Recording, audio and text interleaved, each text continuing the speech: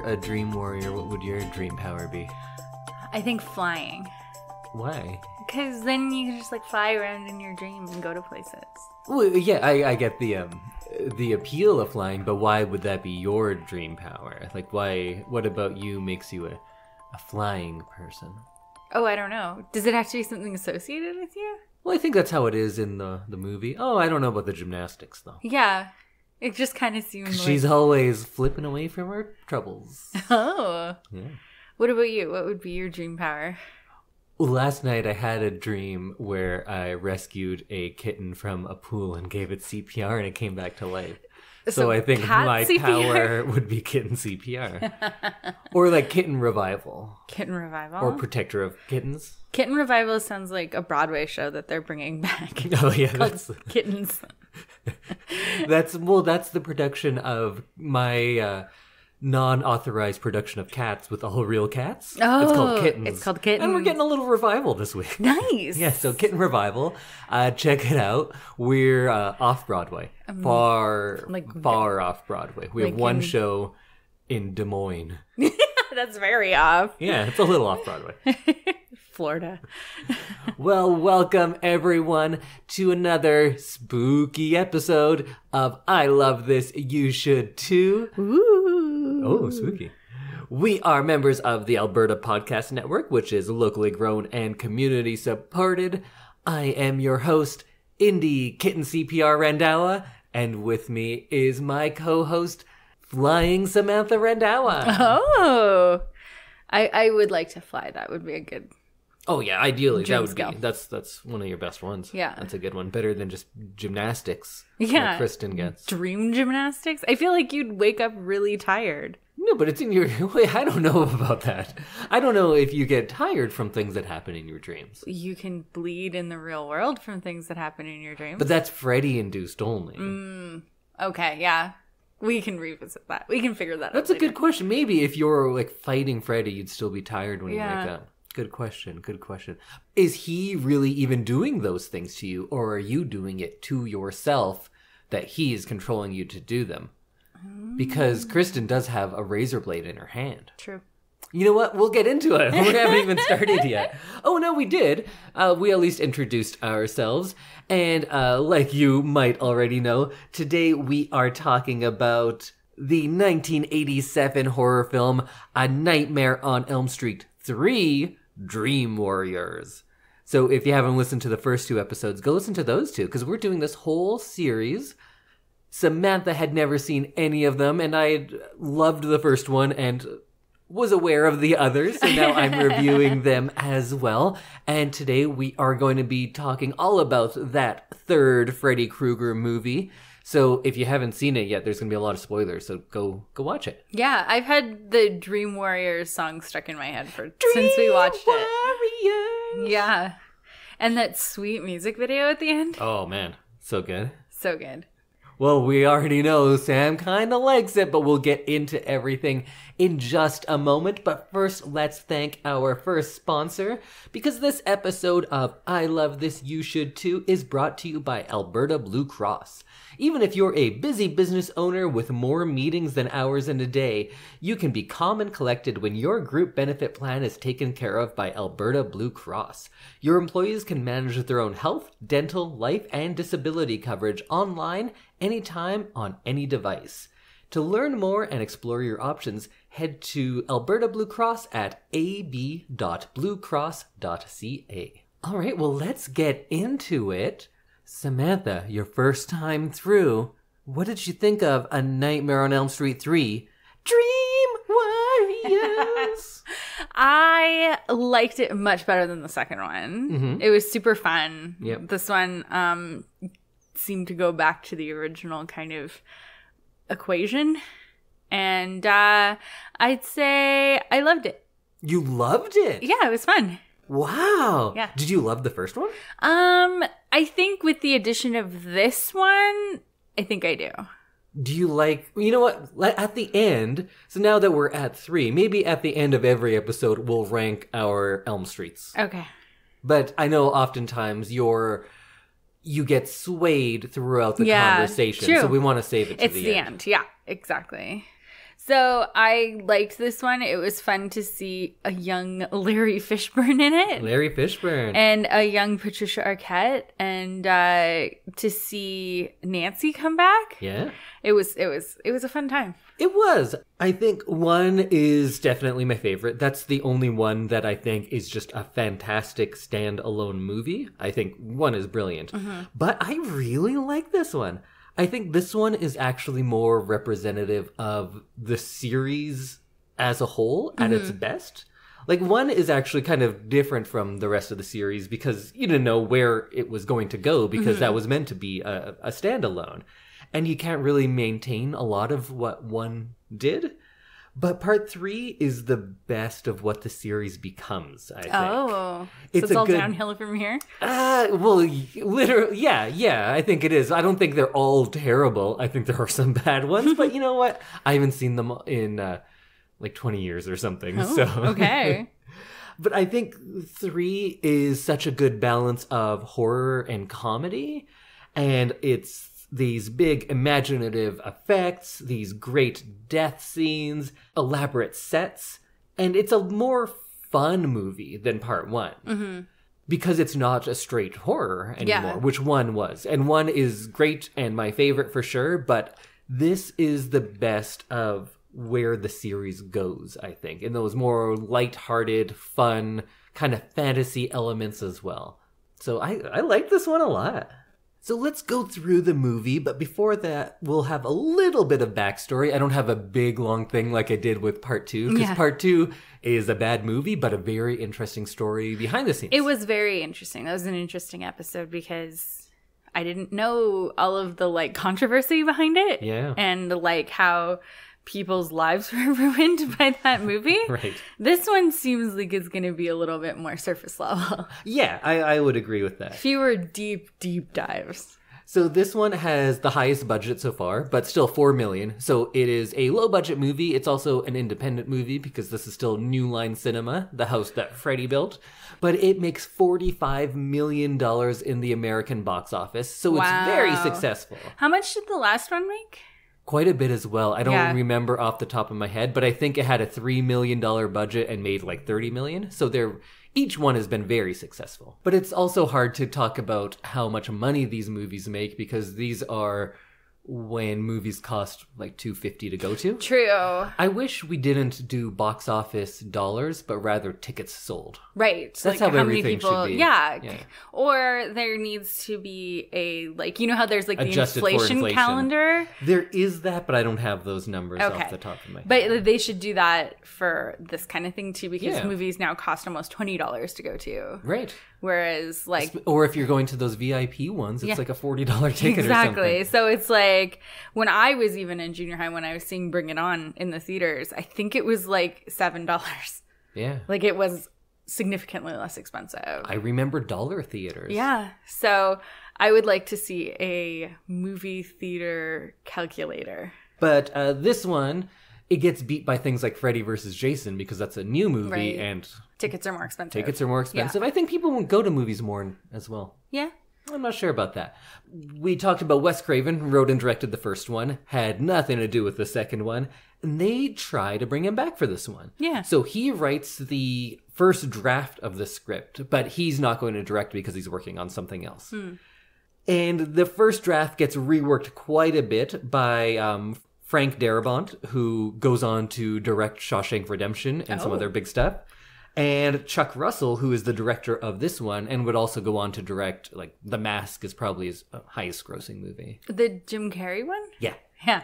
I think he did The Blob as well, the 80s remake of The Blob. I'm not sure about that. They come in and change the script and make it the script that we see now. And then Russell is the director. I believe this is his first movie.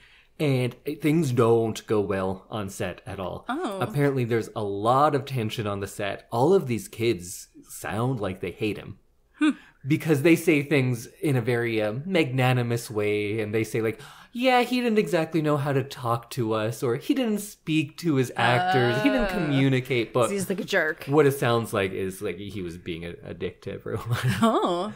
But also, they were so strapped for time. Because I think the time from writing to this movie being in the theater was something like 6 months or something ridiculous. Because they were churning them out every year, right? Yeah, this one has, I think, a 1-year break because I believe this is 87. It is, yes. So there's a little bit of a break, but still from production time, it was very, very tight. So there's lots of tension on set. They're always way behind schedule. So there's these stories of 22-hour day shoots. Wow. Where things just go and go and go, and the kids are not safe. Kids are passing out all over the place because of heat, because of how they're tied up to things. Oh, so wow. it's a tough movie. And some of these characters come back in future movies. I'm not going to tell you which ones, but some of the actors refuse to come back and play those roles because they had such a bad time on this one. Oh my goodness. Were there no, like, child acting laws back then? Well, they were, I'm sure, but like anything, it's how much are things enforced. I was going to say on movie sets I've been on, but I've been on like junk movie sets where the special effect of me getting hit by a car was just me being hit by a car. But I volunteered for that because it looked better. Yeah.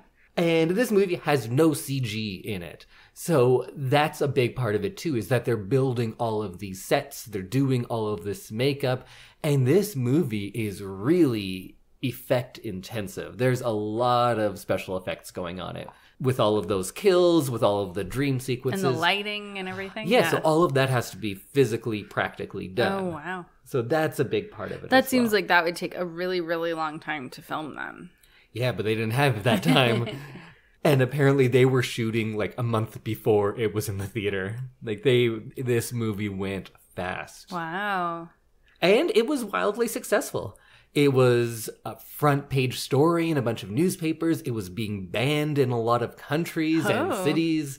And it really made this franchise... Like, I know the first two were very successful movies, but it seems like this is the one that got it into pop culture, into the mainstream. Right. Because as soon as talk shows are talking about how this movie is ruining our kids, like, it's going to get Then people want to see it, yeah. Right? And that was the case with the first two as well, but I think it was a little more niche still on those ones. And as typical as this is of a lot of 80s horror movies, it doesn't include a lot of the things that we now think of as horror movie tropes. Like, there's no sex scenes. Nobody is introduced just to be killed off. And I would argue that the characters actually get a good amount of development. Yeah. Like, I know who each one of these characters are. Even if they're kind of silly sometimes, they are all full characters. I did like that it wasn't like killing in the first 10 minutes. It was like you got to learn about everybody. And then you become attached to them. Yeah, because it's so much more effective if somebody dies, if you know who they are and you know their journey, right? Although some of the times they kill people off and then they don't even talk about it. Yeah. They're like, oh, okay. Moving on. Yeah. And I think this is our first nudity of the series. I think so. Was there anything in part one? I don't think so. No, there was just a lot of like short t-shirts and stuff. Yeah. Like it was suggestive. Yeah, I know Tina is very scantily clad at points, but I don't think there's any actual nudity. No, this is the first like... Oh yeah, and they were supposed to be like 16, so it's good. Yeah. Good that we didn't. Okay. Yeah, so in this one, we get our first boobs. Yeah. Yay! Boobs and a thong. Boobs and a thong. Yeah. Yeah, so we always think of horror movies to have these certain elements, and like, yeah, that's what they all do. But we're 3 movies in, and this isn't really playing out. That isn't what they all do at all. And now that we're a little bit later in the 80s, franchises start becoming a thing. And it's kind of the first time this is happening in films, at least to this extent. Like, a lot of movies had success from going from a more personal story in your first movie to going into broader, almost action-type things for the second movie, from your Alien to this one. Because number 1 was a much more internal story. Well, this one you have a team of people coming together, and it's a lot more action fantasy than just straight horror. True. And I'd argue quite successfully so. Yeah, I liked it. It was like fun to get multiple perspectives. It not that the first one dragged, but it felt like this one was faster paced. Definitely. Because you were switching between characters and you were getting different points of view. There's just a lot more happening in this one. I guess they're both all psychological because it's literally in a dream, but one deals with the fear of one person much more. It's about Nancy. It is about the external stuff of her getting people to believe her, but it's really Nancy's internal struggle is the main point of that movie. While in this one, you get a team, and because of that, they're all going through the same thing. So you get to externalize it a lot more. You get to have those conversations. You get people sharing in it, and it doesn't all have to be in one person's head because we're all sharing in this. And it's a more fun movie. Like, it has jokes in it, right? Yeah. Which we don't get. And this movie is kind of the takeoff for my franchise, Nightmare Island, where I played a character named Hookface who always has, in the first movie, he has puns every time he kills someone. And it's because of this movie. That's where that comes from. And then in subsequent Nightmare Island movies, I was part 3 Freddy in part 1 Nightmare Island. And then in part 3, I'm doing a Jason Voorhees. So, like, everyone is based on a different horror movie. Oh, interesting. This one also, Freddy Krueger starts using the word bitch more. Yeah, he says bitch a lot. A lot. And I'm like, that's new, because we definitely, he's like sassier? Yeah. Sassier and like more verbally abusive. And I would say this is peak sassiness. Not as in peak as this is as sassy as he gets, but this is the best version of it. It gets silly. I Dumb. think so, but I haven't watched this in a long time. Okay, well, we'll have to revisit that because we will in a couple of days. It was crazy to see him like using that word quite as much as he did.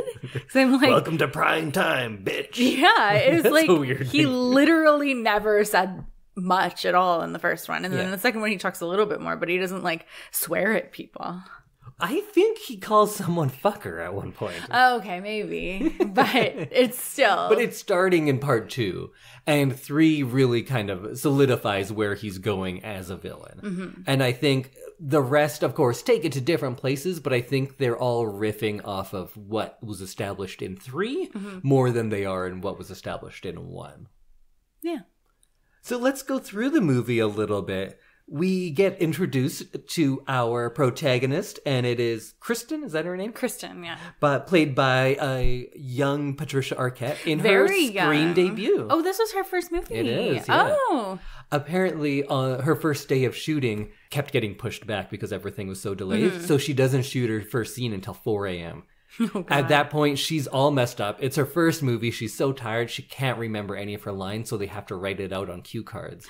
And things were taking like 50, 60 takes. Oh my goodness. So rumor has it that ever since that first day, Russell, the director, doesn't like her because everything gets kind of jammed up because of her, but also because of him is why. Yeah, you have this brand new actor. You'd think that you'd be like supporting them and not making them shoot at 4 a.m. You'd think, but time budgets. Kristen doesn't want to go to sleep, and her mom is on a date, and we have her making a paper mache model of what we recognize as Nancy's house. Yes. And Jesse's house from the second one. Yes. Elm Street. I just keep thinking of it as Elm Street, but I know that's a whole street. Yeah, well, it's on Elm Street.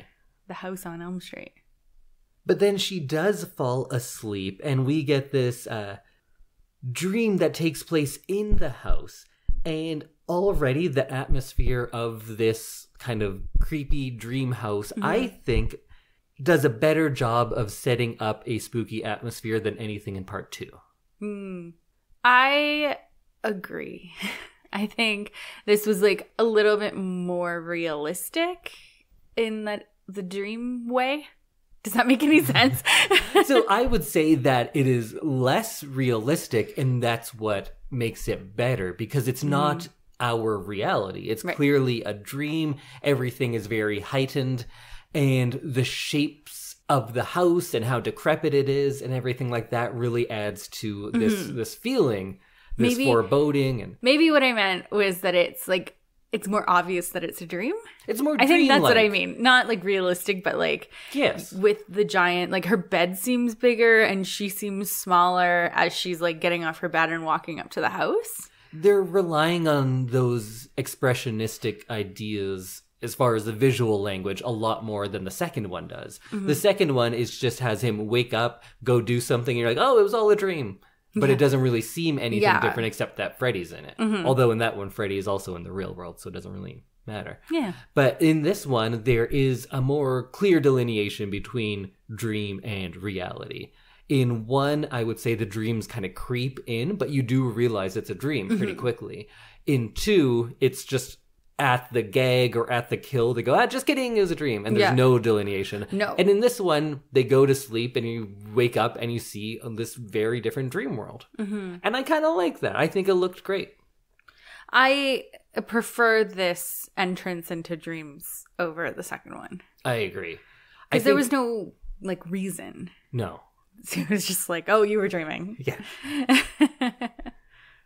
I think nothing is going to beat the atmosphere that's created in the first 20 minutes of the first one of just these teenagers being like, oh, I had that dream too. And it's such a fresh new idea. That is my very favorite. But a second place would be how they create the dreams and the dream world in part 3. I love how these sets look. I love how it's clearly a dream. You have things like that murdered girl saying like, Freddy's home. You have the skeletons in the furnace. You have the girl turning into a skeleton herself. You have Patricia Arquette not being able to run because she's kind of stuck in that goo. Oh, yeah. That kind of stuff is a lot of fun. And it seems like a dream. It seems like a nightmare. And they're going with it, which other ones don't as much. And I love the atmosphere of all that. And then when she wakes up, or we think she wakes up, the tap grabs her, and then the tap has Freddy's claws, and that was great. And then there's a really interesting thing, because when her mom comes in, we see Kristen, I'll stop calling her Patricia Arquette. Yeah. Kristen has a razor in her hand and has slit her wrist. Right. So Freddy in this one isn't actually reaching through, and although he does at some points too. I guess it goes both ways. Yes. But he is making her do the things that he is doing in the real world or in the dream world. Yeah, which is a little bit more believable. Yeah, it's fun. Because it's like easier to believe that he only exists in the dream world, unlike in the last one, where he kind of just existed everywhere. Yeah. And he could do anything. There were no rules in that one.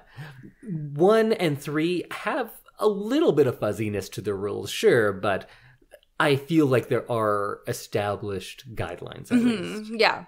So then we go to Wasson, which is the institution that all of the kids are in, and we're introduced to a young Larry Fishburne. Which is like wild. Is this the youngest you've seen him in a movie? Yes. Oh, so you have to check out Apocalypse Now. I think he's like 16 or 17 in that. It was really interesting because like Lawrence Fishburne is like a big dude.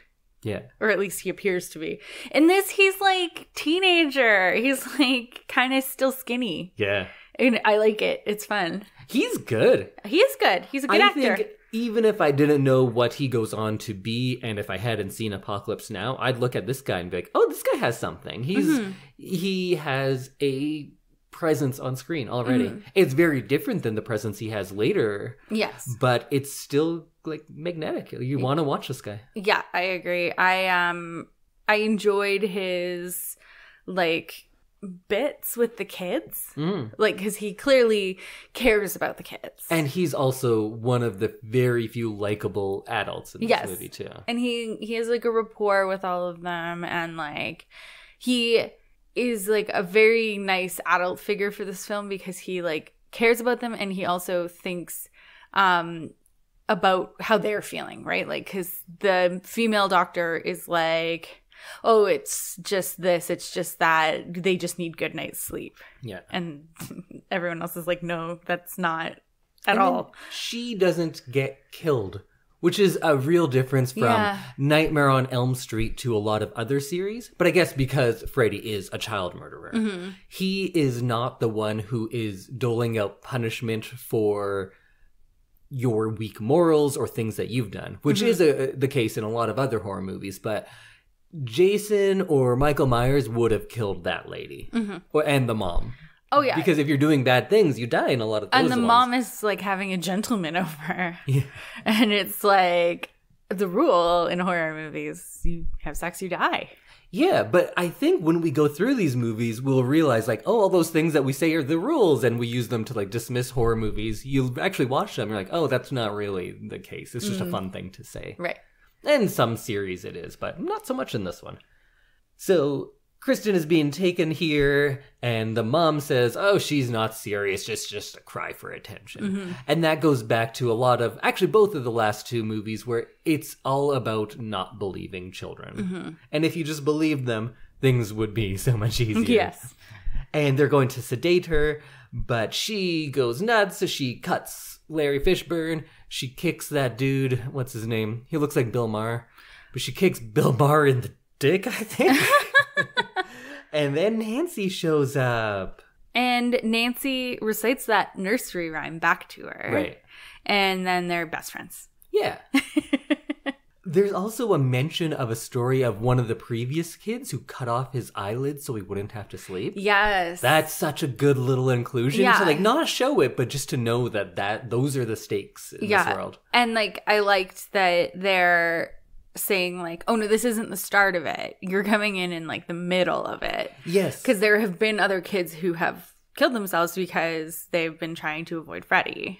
And I think that's a really smart idea, too, because like you were saying, there aren't really any lulls in this movie. It starts off going, right? Yeah, there's already a plot happening. Yeah, they've been at this for weeks, months, maybe years. So we're being dropped in right in the middle, and then we just follow in with Kristen, who is kind of new to it and finding out this world. But there is all of that experience there. And then if that's not enough, we even have Nancy, who has more experience than all of them.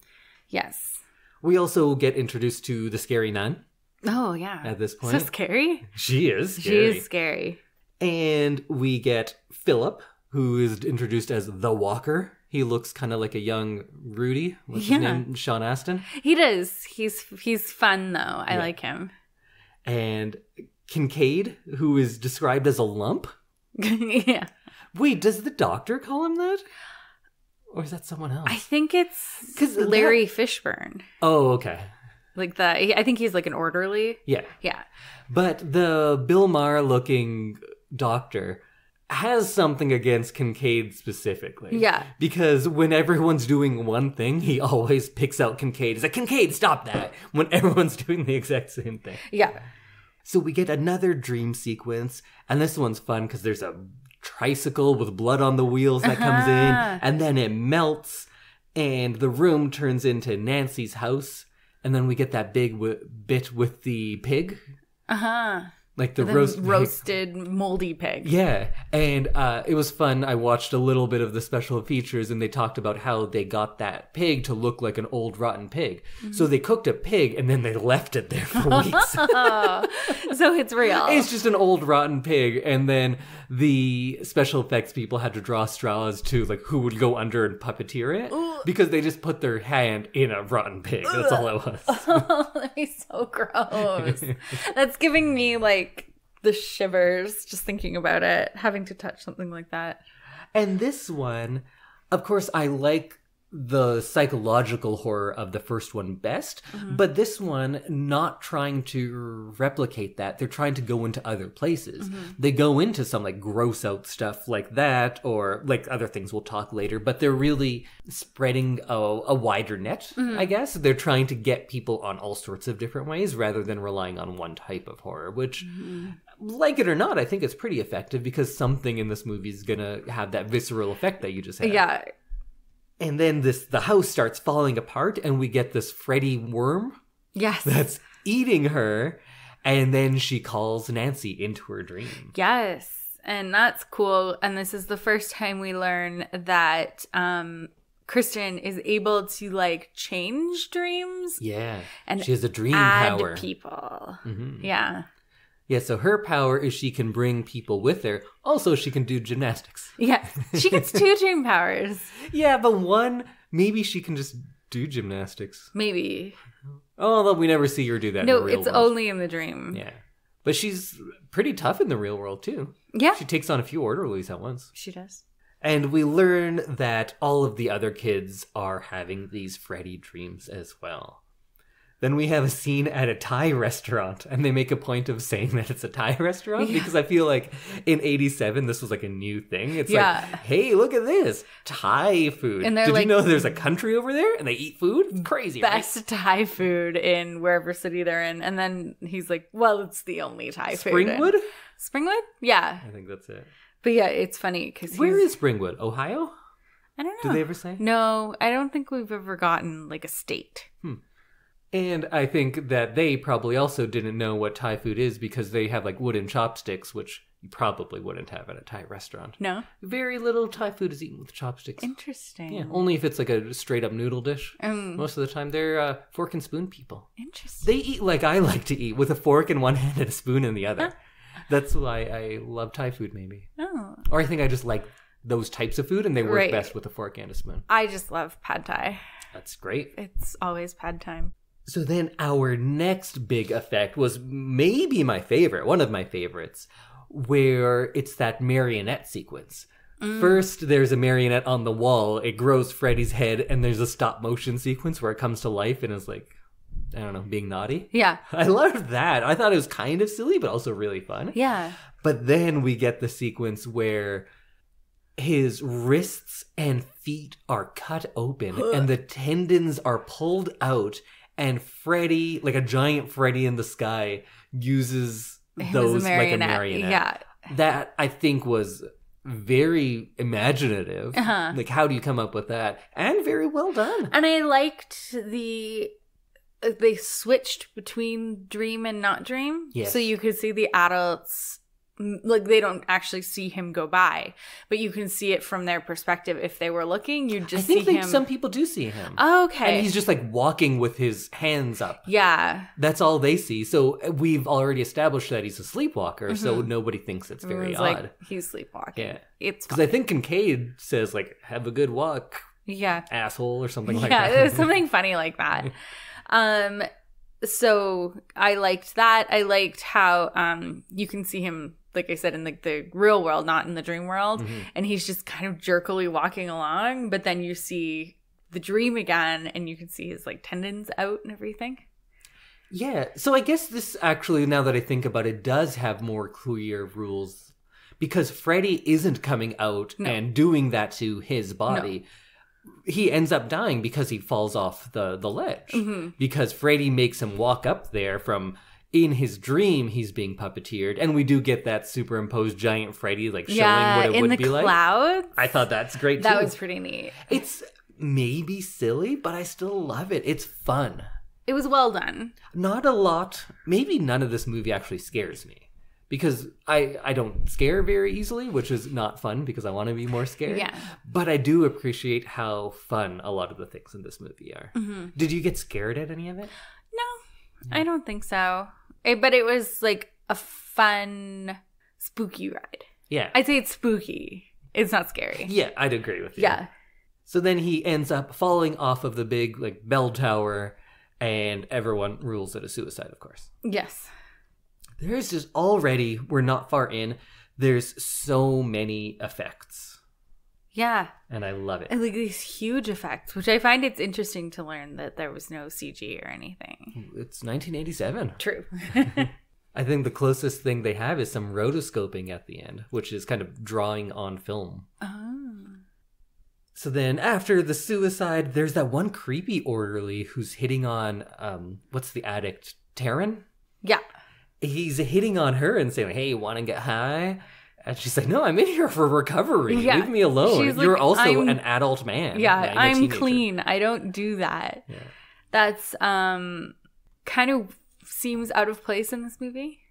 It seems very in place of other 80s franchises, and then that guy would get killed. Yes. But they probably both would, actually. But it felt out of place in this because there was no, like, Freddy part of it, was there?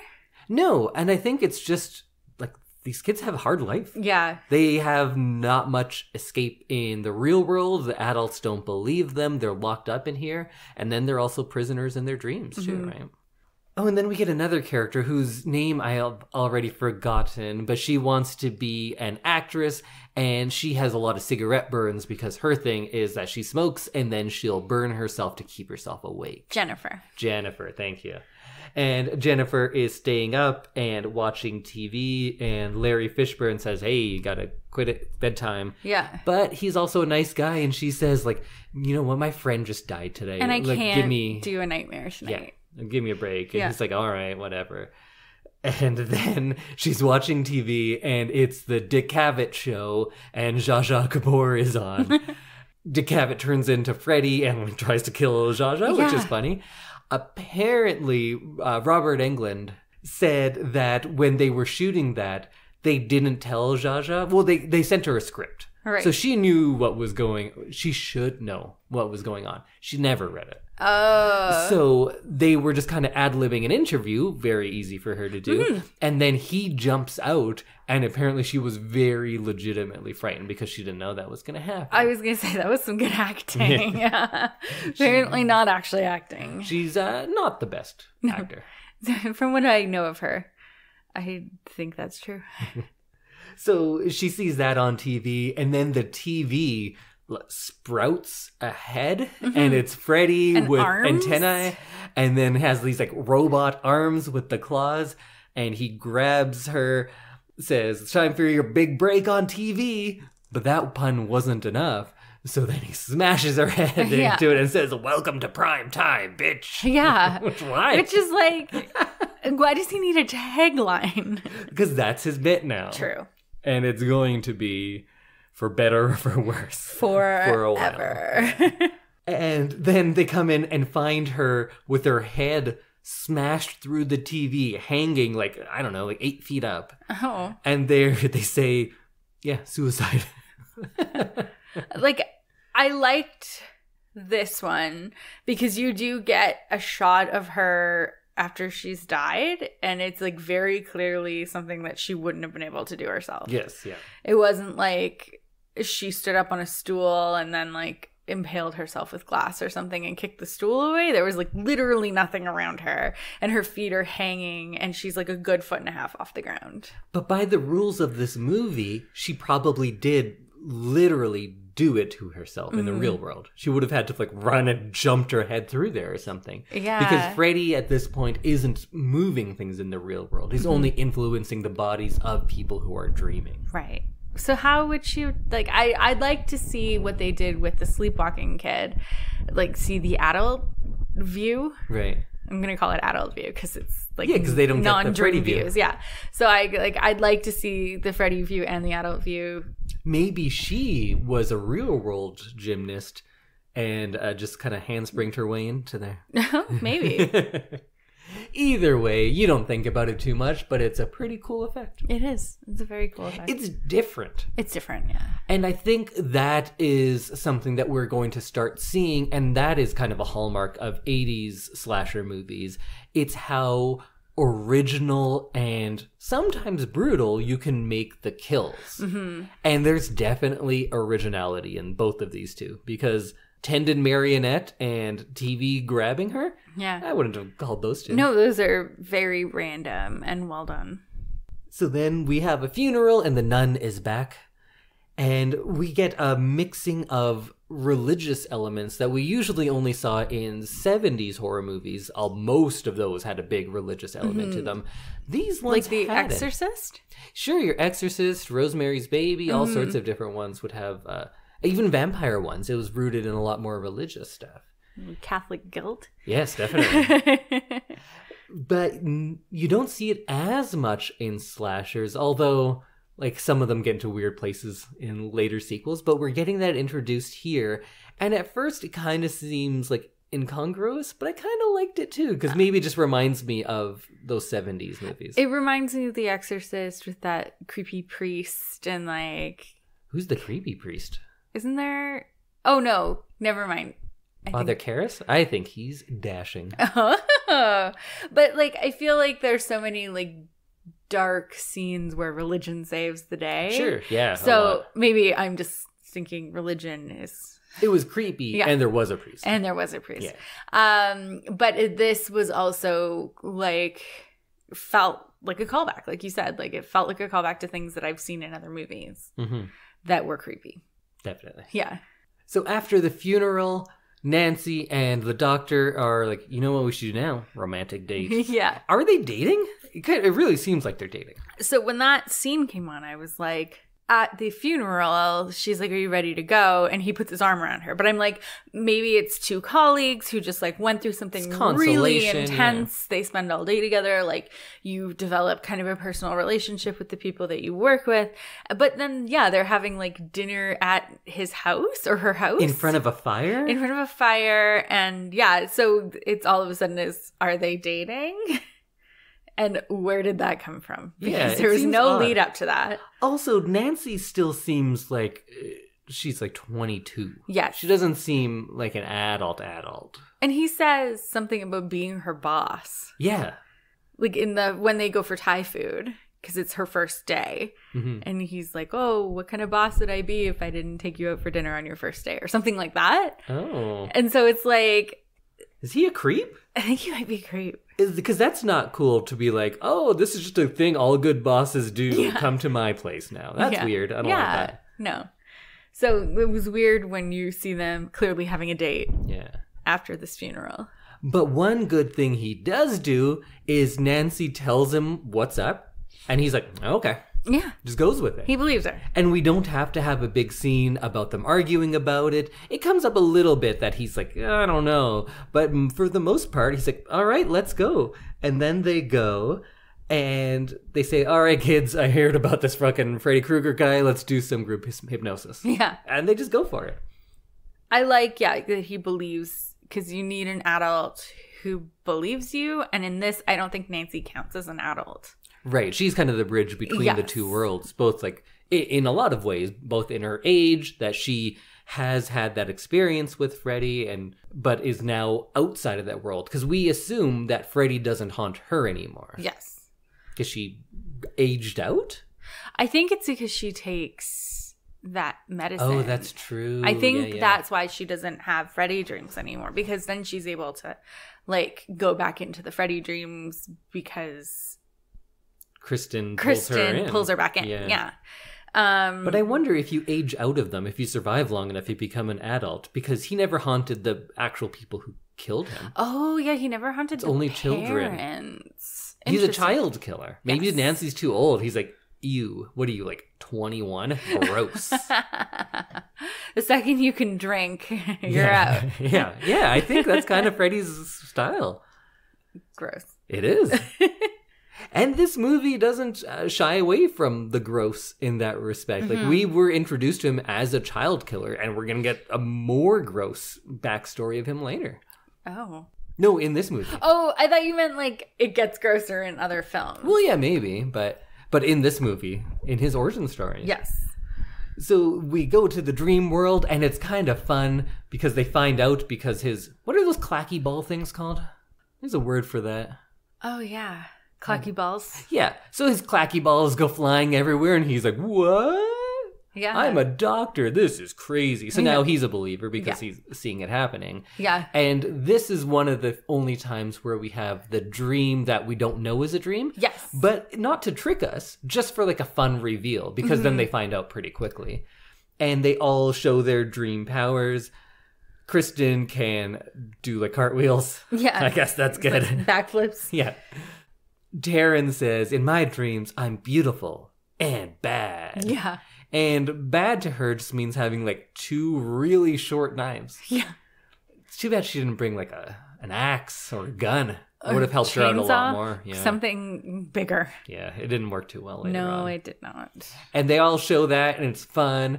And then Kincaid says, look what I can do. And he bends a chair. And the doctor's like, whoa, Kincaid, calm down.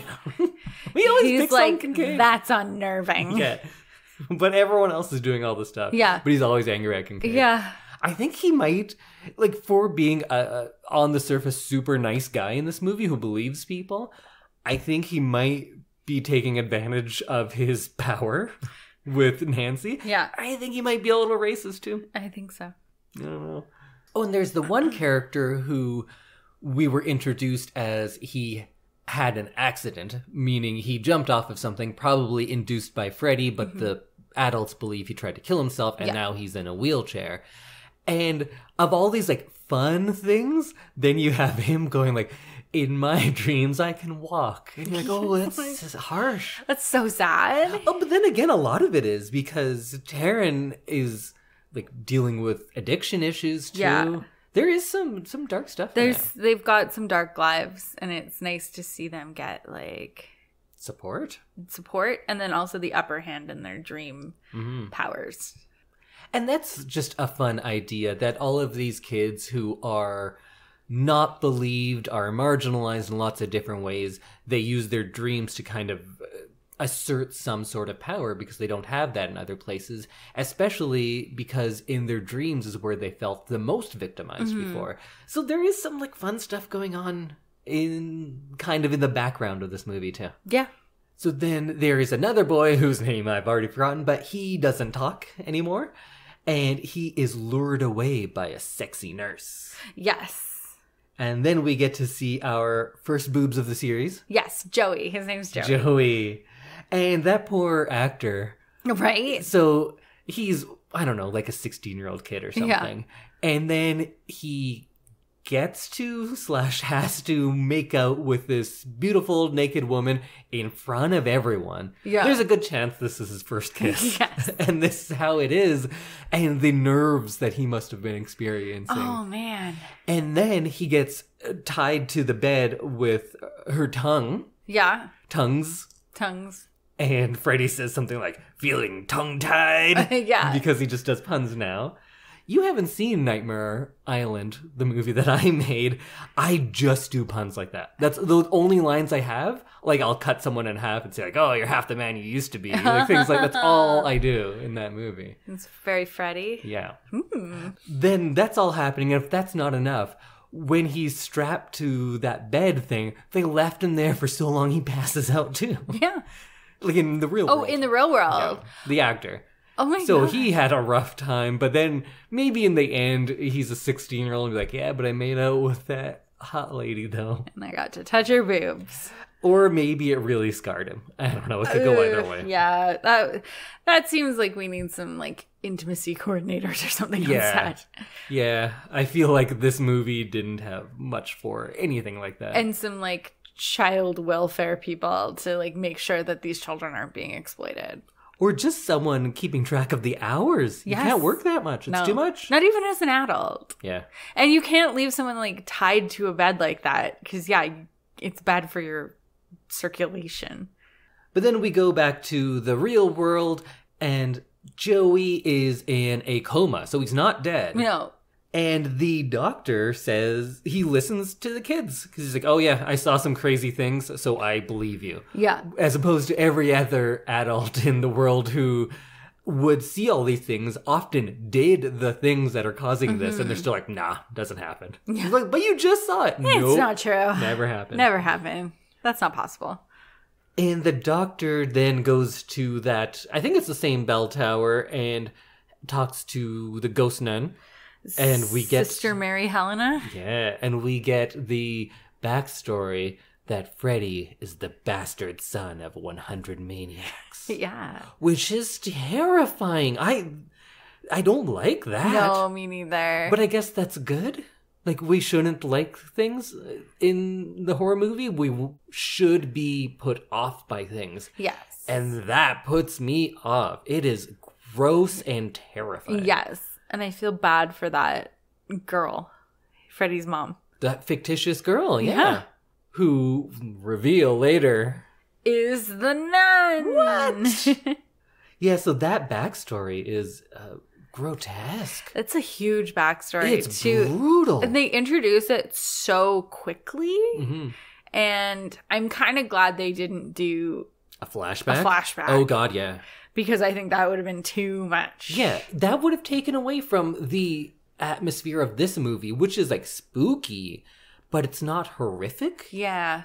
As much as you can say for a movie where someone's veins and tendons are pulled out of their arm, for me to say it's not horrific, but that is a different level than this, which is kind of played fun. I know it's gross, but it's also kind of fun. Mm-hmm.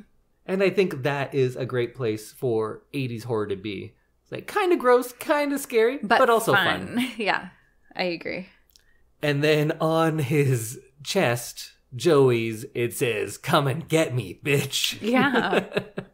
Because I guess he's still in the dream world, so he can use his body. Yeah. That makes sense. Also, the sound as Freddy's like cutting this message into Joey, it's like zippers. Yeah, it sounds like zippers. It's not a good special. It's not a good effect. No, the sound isn't great, but the visual is cool. And we get the explanation that you have to bury his remains on hollowed ground. Yes. So they had to find Freddy's skeleton, and who would know? It's, what's his name from Enter the Dragon? What's that guy's name? The dad, Nancy's dad. Nancy's dad. Yeah.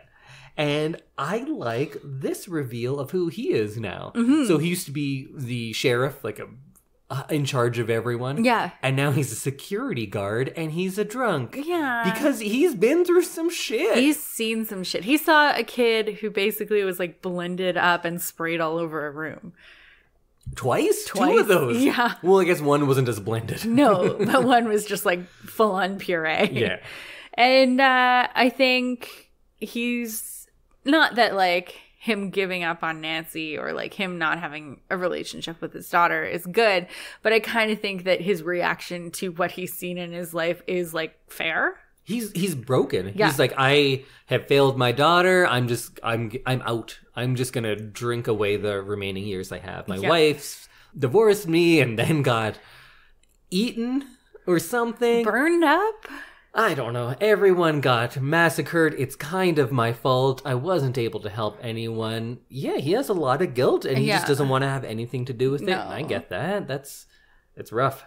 But the doctor guy does what a lot of adults in these movies should do. And he's like, well, too bad. Fuck you. I'm forcing you. And he just forces him to take him. Do it.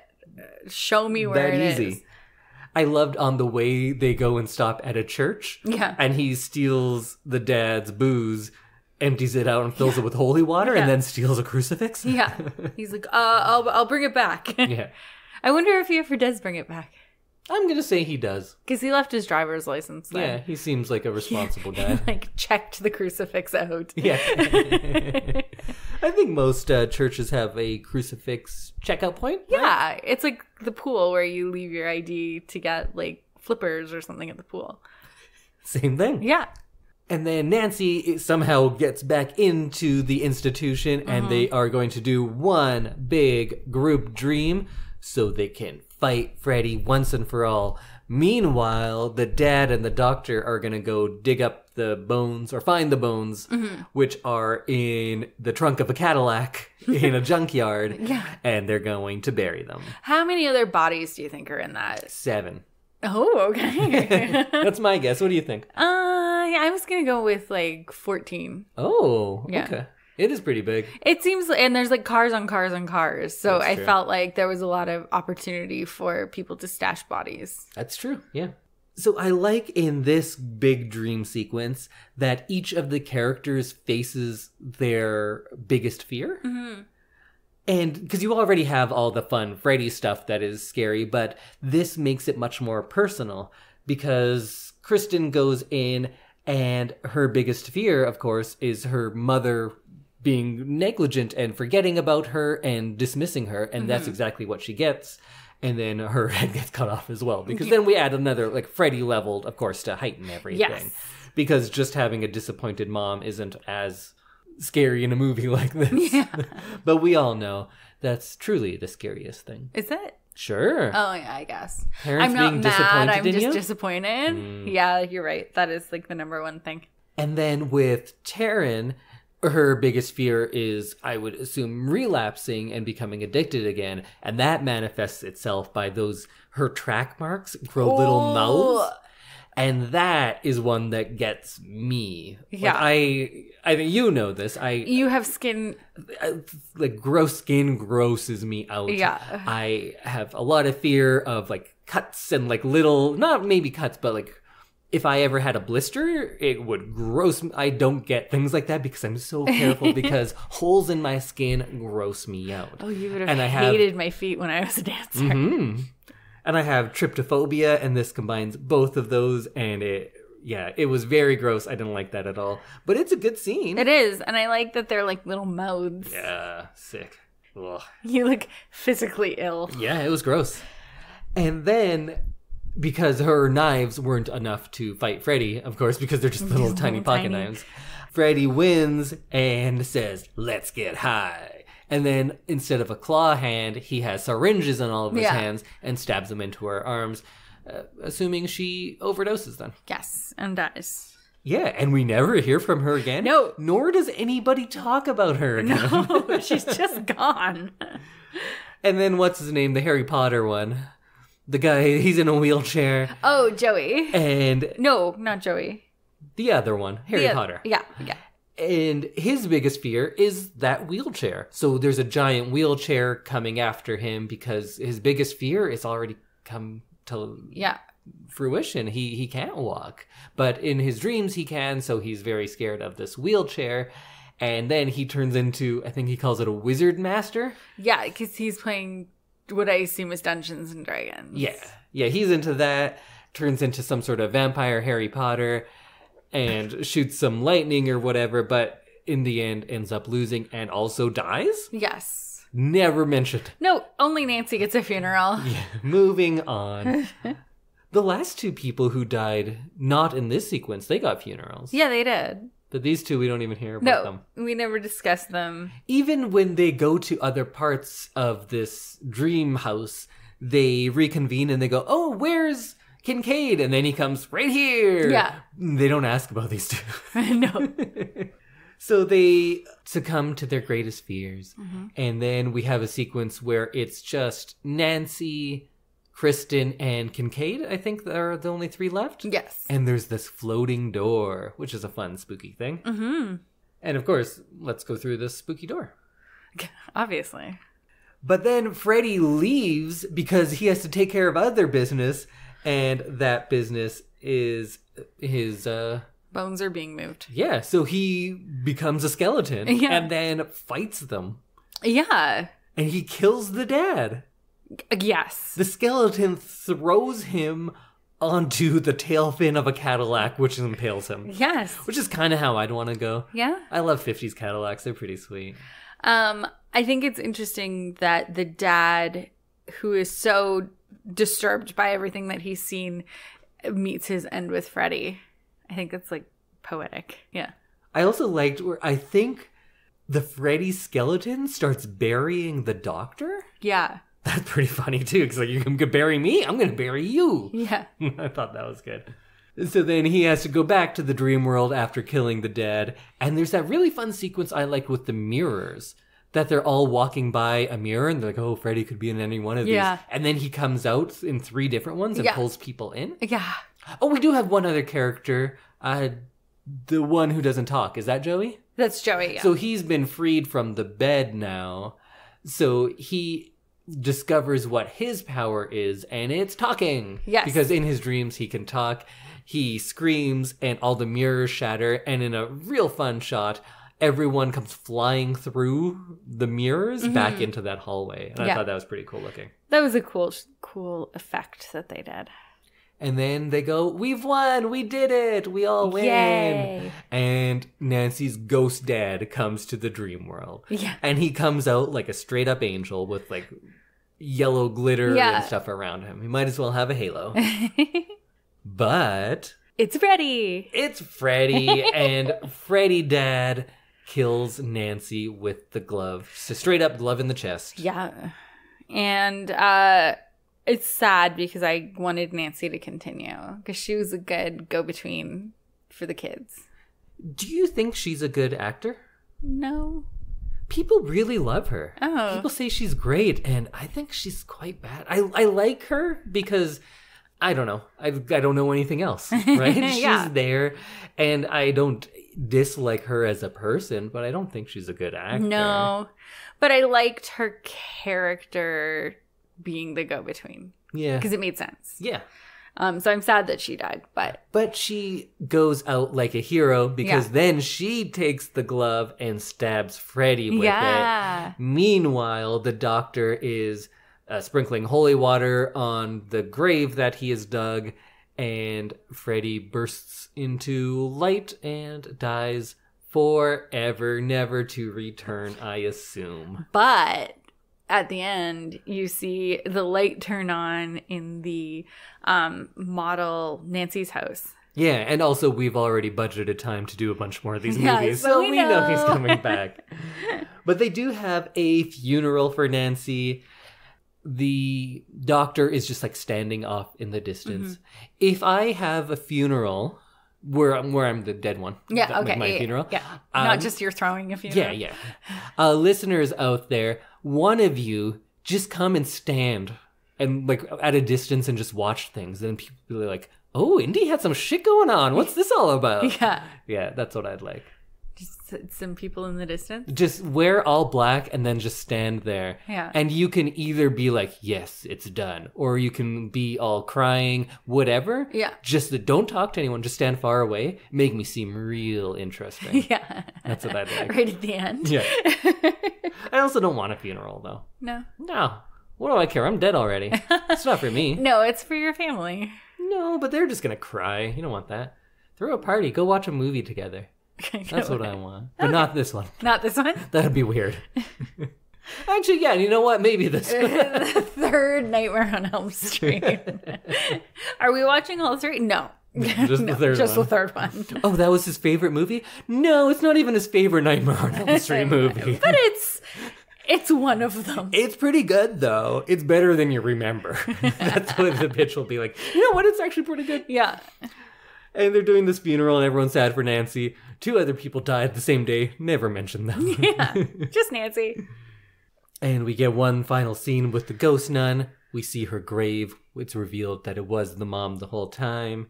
And yeah, then there's the bit about the doctor is sleeping. He has Nancy's like good luck dream thing, which I forget where it was from. Her Malaysian doll. Oh, sure. And Kristen's paper mache house, and then the light turns on. Ooh. And then credits, where we get to hear the great song Dream Warriors by Dokken. Dokken? I don't know. Dokken. And this is the first Freddy song. Yeah. There will be more. Is there? We'll talk about some in the next episode, but That's it for this one.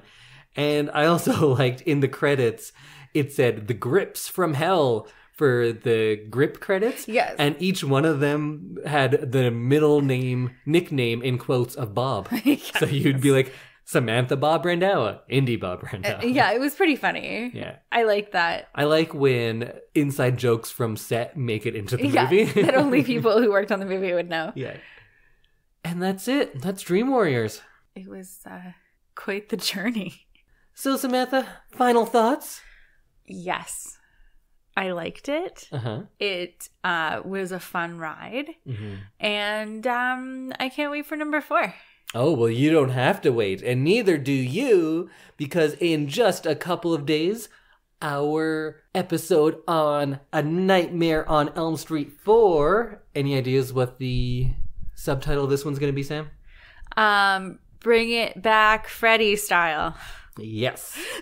Nightmare Island, or not Nightmare Island, A Nightmare on Elm Street 4, Bring It Back Freddy style. So we are going to be doing that one next, so make sure you check it out. Listen to that one. Yeah, 3, I like. Yeah.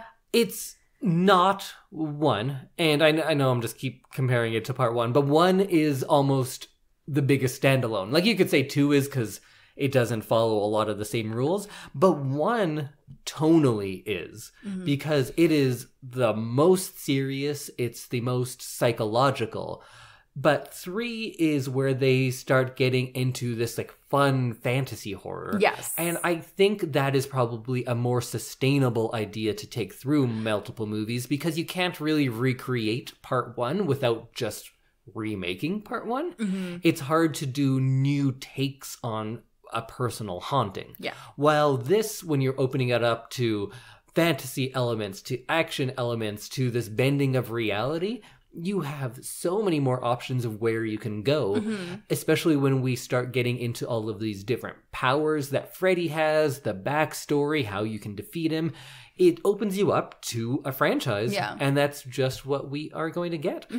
I haven't seen the other ones in a very long time, but I think it kind of peaks franchise-wise with this one. And I think it's a lot of fun. It's a fun movie. It introduces a lot of elements that I personally have ripped off in movies that I've made. And yeah, it's a good movie. I agree. It might be cheesy at points. Maybe. But it leans into it. It does. It doesn't seem like anything is funny unintentionally. It seems like they're just keeping things light, so then when something isn't as well done, although I think most of the effects in this are quite well done, but if something looks a little cheaper, you're much more forgiving because it's not a dead serious movie. So they're really finding that niche and how to make effective, low-budget horror franchises. And that's what we get here. All right, let's hear from our second sponsor. Do you ever feel like just a number? A digit, a denominator, a decimal, another cog in the big bank machine, waiting on hold, online, never on time, and always on your dime. Like your worth is only calculated by your net worth. In a world full of numbers, it's nice to know there's a place where you're not one. Connect First Credit Union. Bank on a brighter future. Okay, everybody, we will see you back here on October 17th when we discuss Nightmare on Elm Street 4. So we'll see you then. Bye. Bye, everyone.